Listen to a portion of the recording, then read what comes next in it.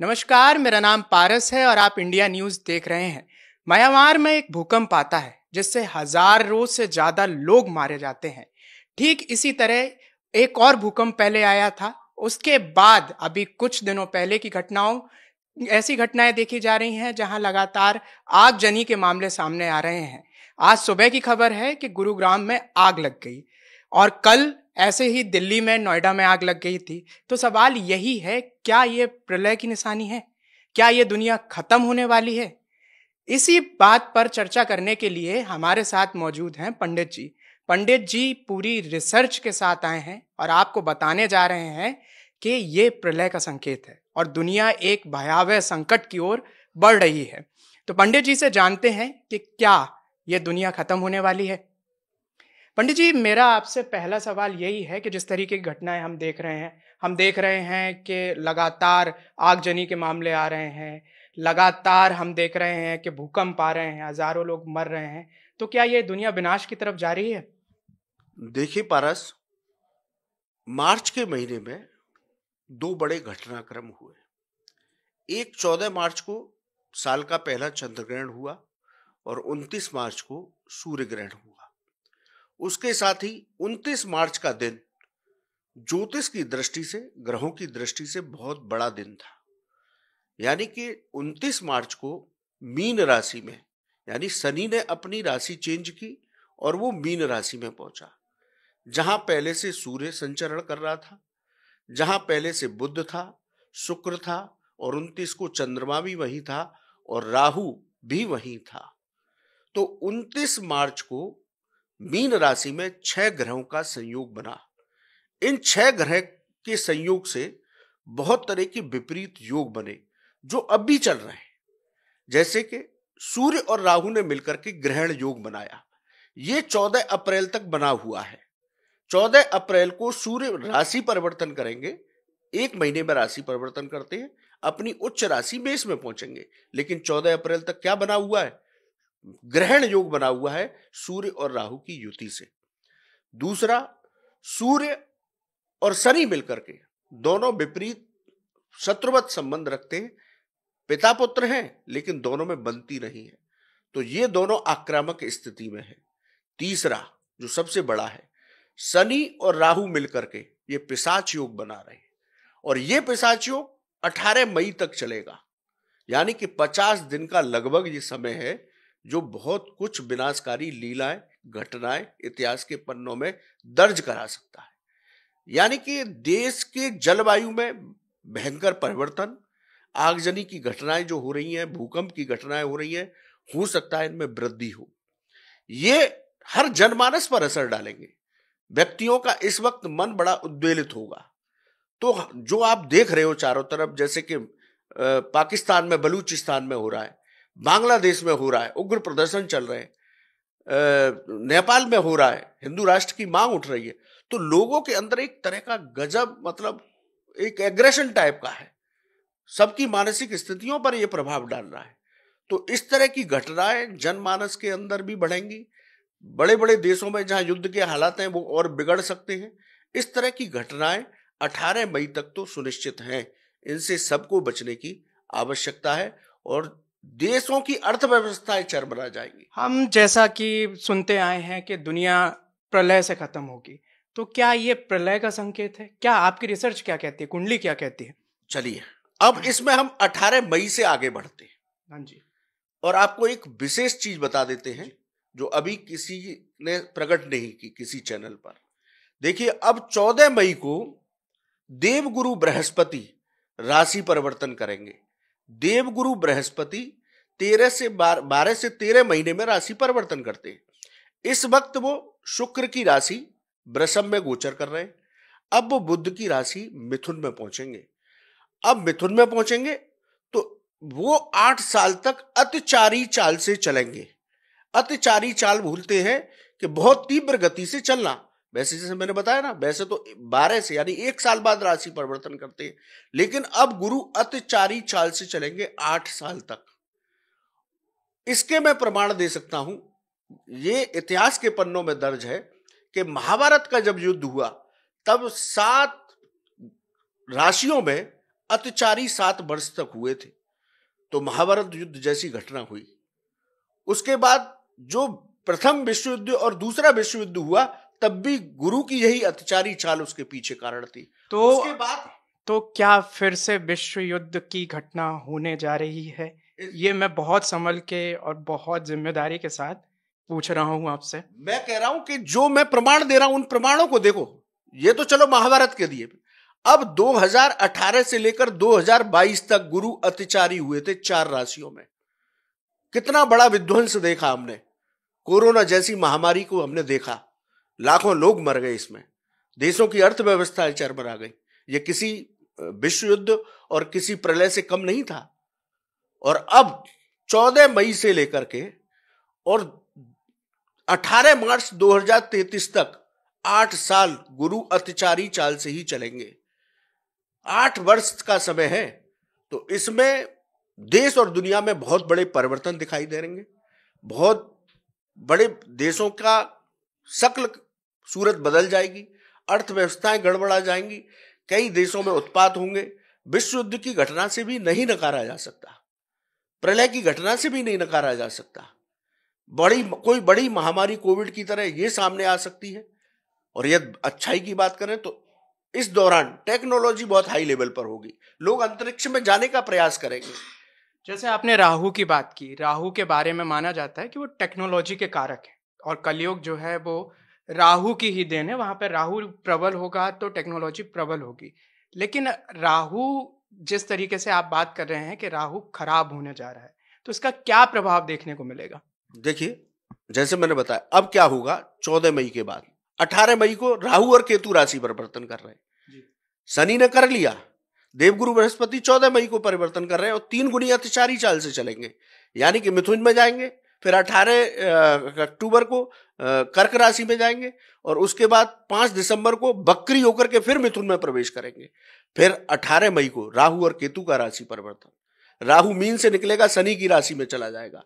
जिस ग्रहण योग की बात मैं पिशाच योग की बात कर रहा हूं ना, कि शनि और राहु मिलकर के पिशाच योग बना रहे हैं मीन राशि में, इस वक्त 18 मई तक बना हुआ है।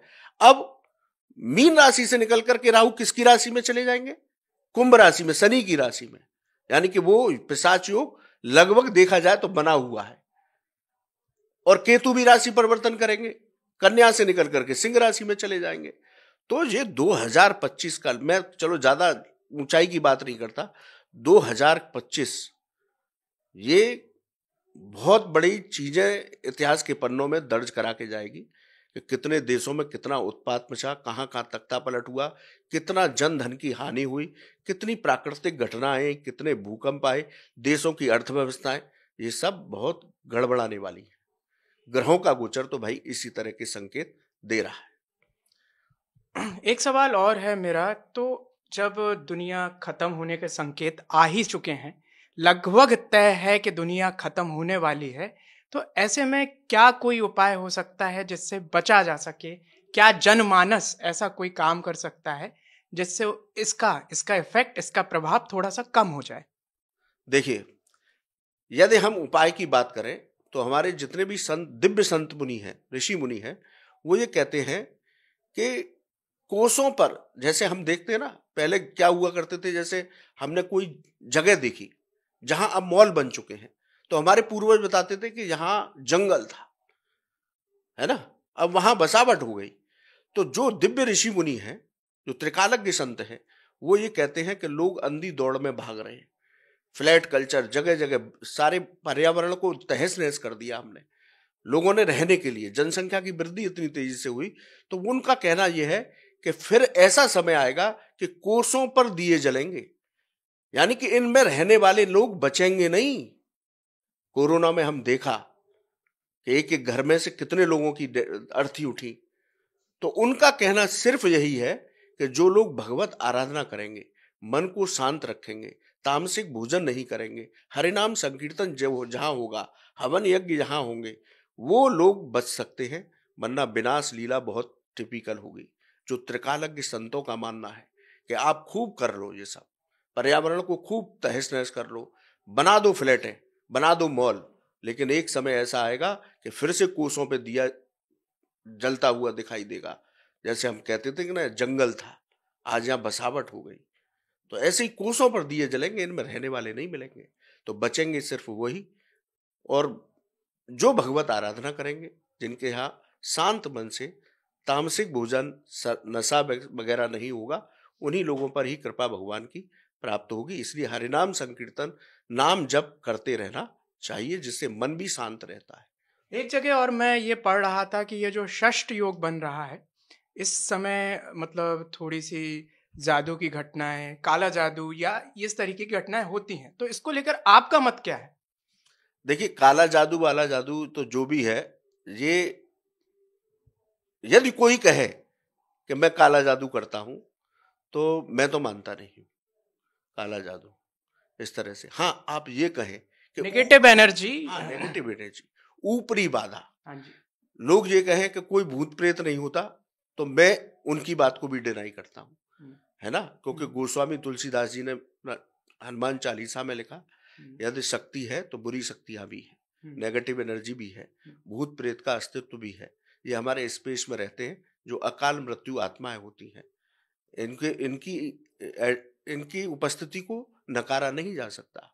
इसीलिए जब भी कोई धार्मिक अनुष्ठान होता है, तो वहां हर जगह वो रहते हैं ये, क्योंकि सूक्ष्म रूप में निवास करते हैं, ये कहीं पर भी निवास करते हैं। तो जहां भी कोई धार्मिक अनुष्ठान होता है, तो एक मंत्र विशेष रूप से बोला जाता है, अब सरपंत ते भूता ये भूता भूमि संस्था, ये भूता विघ्न करता ते न संतु शिवाज्ञा। कि यहाँ पर कोई यदि ऊपरी नेगेटिव एनर्जी हो, आपको भगवान शिव, आप इस स्थान को छोड़िए, क्योंकि हम यहाँ धार्मिक अनुष्ठान करने जा रहे हैं। तो इन ये है, लेकिन ये कहो कि मैं तंत्र कर दूंगा, पहले लोग थे, लेकिन वो किसी का बुरा नहीं चाहते थे। जैसे आज लोग कहते हैं ना, किसी के पास जाओ कि आप पे कर दिया है, सास ने कर दिया, नंद ने कर दिया, तो ये सब घरों में लड़ाई करा रहे, ऐसा कुछ नहीं है। वापस आते हैं हम कुंडली पे, वापस आते हैं दुनिया की प्रलय की बात पे। तो जैसा हम देख रहे हैं कि लगातार बांग्लादेश में तख्तापलट का दौर जारी है, बलूच जो हैं वो पाकिस्तान से अलग होने की मांग कर रहे हैं, और वहाँ पे अगर हम देखें तो ट्रंप लगातार देशों पर हमला करने की योजना बना रहे हैं, हमास जो लगातार अपनी अलग योजना, रेड सी का पूरा वर्चस्व की कहानी अलग चल रही है। तो ऐसे में फिर मैं वापस आपके पास आता हूं, और मेरा सवाल ये है कि क्या यही दुनिया खत्म होने का संकेत है? नहीं, दुनिया खत्म होगी या नहीं होगी, विनाश लीला तो बहुत भयंकर होगी, जो इतिहास के पन्नों में दर्ज होगी। 2025 को मैं बहुत खतरनाक मान रहा हूं। ग्रहों का गोचर इस तरीके का है कि बहुत सारे देशों में बहुत कुछ बदलाव होगा।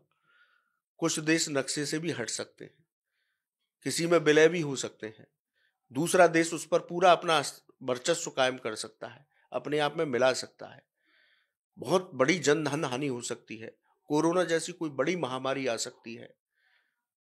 आने वाले समय पर इस तरह की घटनाएं मुझे दिखाई दे रही हैं, ग्रहों के गोचर के हिसाब से।